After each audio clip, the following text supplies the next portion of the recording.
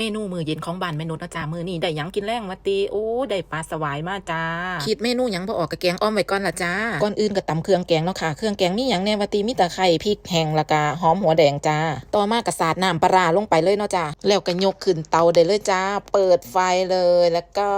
ทำการโคเล่ปลาให้มันไปทั่วถึงเนาะจ้าโคเล่ปลาไปเลยบ่ต้องย่านมันข้าวเนาะจ้าเพราะว่าเฮาใส่เครื่องแกงดับข้าวไปหลายๆเนาะจ้าเมนูก็สิทำการโคเล่ไปโคเล่มาเนาะจ้าบางคนก็สิสงสัยเนาะโคเล่คือหยังว่าติก็คือการกลับปลา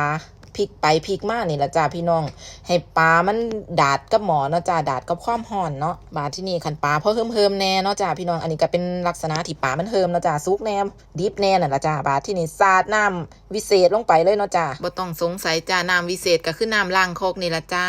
บาดที่นี่มาเบิ่งผักว่าเมนูใส่ผักอีหยังแน่เนาะจ้าผักดับข้าวก็คือสิเป็นผักกระแยงนี่ล่ะจ้าพี่น้องกินหอมหมากหอมทะลุจอเลยจ้าพอเตรียมผักแล้วเมนูก็สิไปเปิดเบิ่งปลาเนาะจ้ากะสิใส่ผงวิเศษลงไปโอ้เมนูลืมกดท้ายตอนใส่ผงวิเศษแม่จ้าบาดที่นี่เราก็ทำการชิมรสชาติเนาะจ้าคันได้ที่แล้วบาดที่นี่ก็สาดผักลงไปเลยจ้าสาดผักกระแยงผักหอมต้นหอมเฮานี่ล่ะจ้าพี่น้องเป็นจังได๋หมู่เจ้าหอมทะลุจอบ่มาเด้อมากินข้าวแลงน้ำกันเด้อจ้าเมนูก็สิทำการกดผักลงไปเนาะจ้าให้ผักมันยุบแน่จักหน่อยแล้วบาดที่นี่